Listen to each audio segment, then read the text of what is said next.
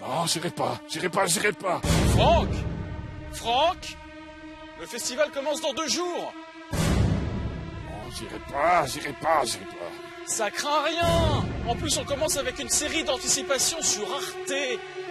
Oui, bien sûr, tout va bien se passer, bien sûr. Oui, allô?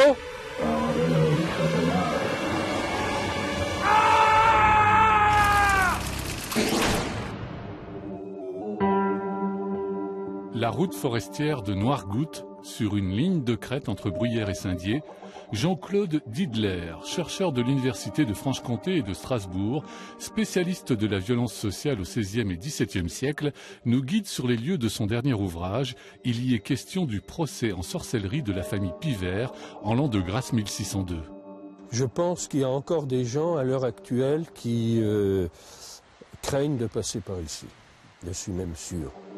Le Trapin des Saules, là où les gens trépignaient, est un lieu de sabbat consigné dans de nombreux procès. Plus loin, des dizaines de croix d'exorcisme gravées dans la pierre pour conjurer le mauvais sort. Regardez, elles sont toujours faites pareilles. Vous voyez, 1, 2, 3, 4, les points du signe de croix avec le tréante. Mais il y en a partout.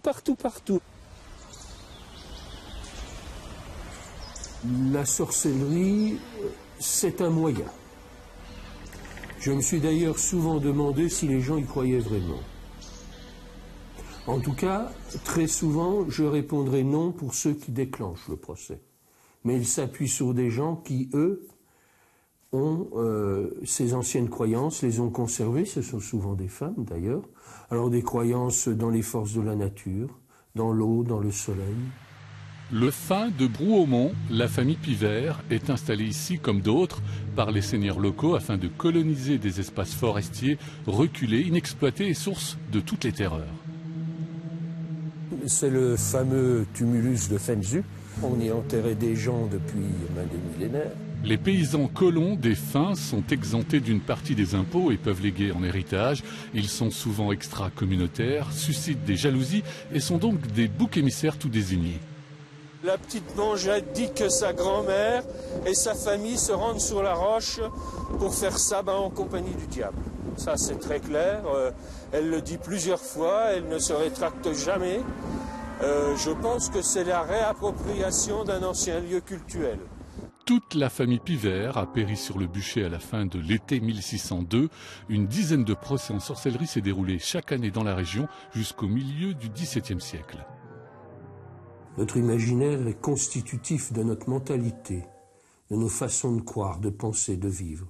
Et ces peurs sont effectivement tout à fait présentes, mais je crois que c'est quelque chose qui est au fond de nous. La trouille, on l'a.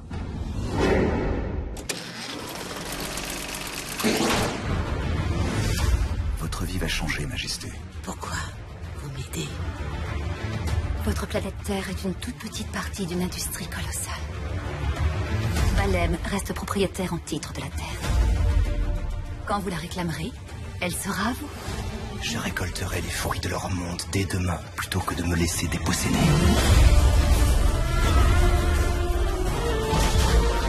C'est parti.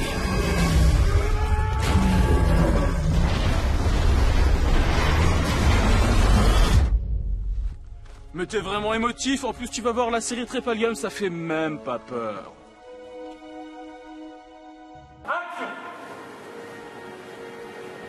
Une atmosphère futuriste.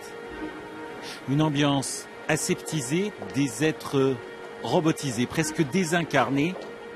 L'atrium monumental de la BNF, plateau de Trépalium.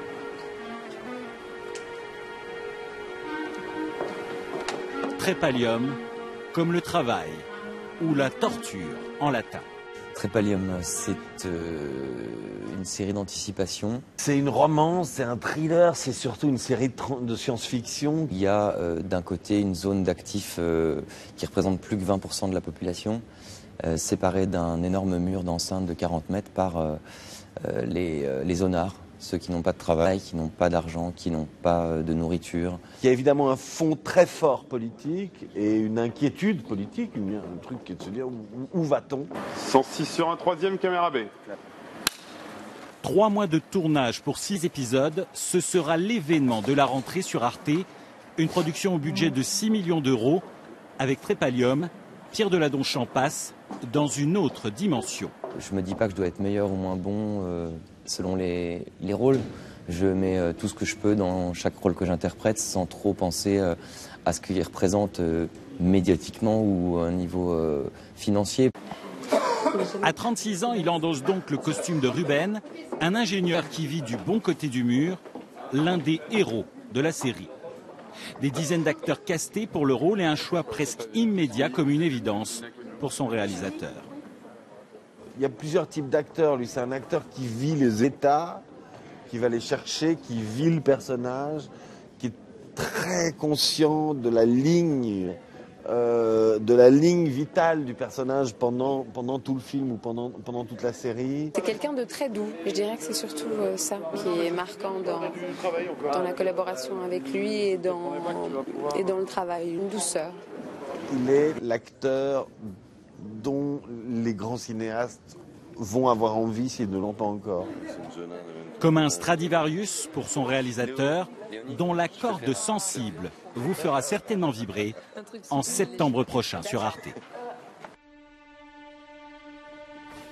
toute façon, tu verras demain, il y a une série web Dreamcatcher, c'est assez gentil.